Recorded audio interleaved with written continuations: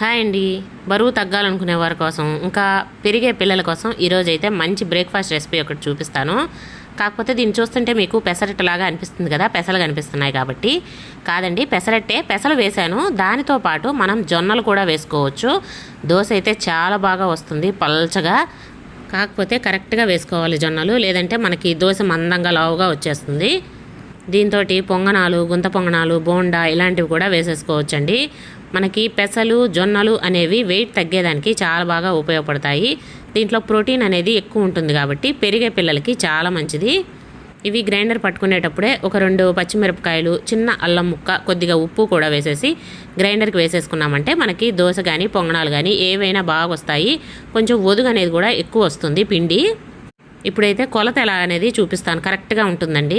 దోశ కూడా చాలా బాగా పలచగా వస్తుంది. 1 కప్పు పెసలు, ఇవి క్లీన్ చేసుకున్నవి బాగా, అంటే డస్ట్ ఏం లేకుండా నీట్గా క్లీన్ చేసుకోవాలి. దీంతో పాటు 1 అరకప్పు జొన్నలు, ఇవి కూడా ఆల్రెడీ మనకి పొట్టు అంతా చెరిగి పెట్టేసినవే. దీంతో సింగిల్ పాలిష్ బియ్యము 1 అరకప్పు, అంటే బ్రౌన్ రైస్ అండి. 1 స్పూన్ మెంతులు. చాలామంది వెయిట్ తగ్గాలి అంటే బియ్యం తినకూడదు అనుకుంటారు. కాదు, మనం బ్రౌన్ రైస్ వాడుకుంటే కూడా వెయిట్ అనేది తగ్గచ్చు. పూర్తిగా రైస్ అనేది మానేయకూడదు. అన్నీ కూడా శుభ్రంగా కడిగేసి నేను రాత్రికి అయితే నానబెట్టేసుకుంటున్నాను.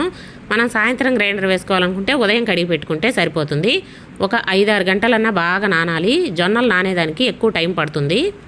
ఇవి అప్పటికప్పుడే దోశలు వేసేసుకోవచ్చండి. చక్కగా ఉల్లిపాయ దోశలు, మనకి ఏమన్నా కారం దోశలు, ఇంకా పెసరట్టులాగా, ఉప్మా పెసరట్టులాగా కూడా వేసుకోవచ్చు. దోశలు అయితే చాలా బాగా వస్తాయి. ఫస్ట్ రోజు అయితే ఒకలాగా వస్తాయండి. రెండో రోజు పోసుకుంటే ఇదిగోండి ఇలా వస్తాయి.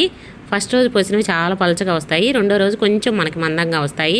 పిండి ఊరుతుంది కదా, ఫ్రిడ్జ్లో పెట్టేసుకున్నామంటే మనం 2 రోజులు 3 రోజులు కూడా వాడుకోవచ్చు. పొంగనాలు, బోండా ఇలాంటివి కూడా వేసుకున్నట్టుకి చాలా బాగుంటుంది ఇది. ఈసారి పెసరట్టు వేసుకునేటప్పుడు 1 అరకప్పు జొన్నలు వేసి ట్రై చేసి చూడండి.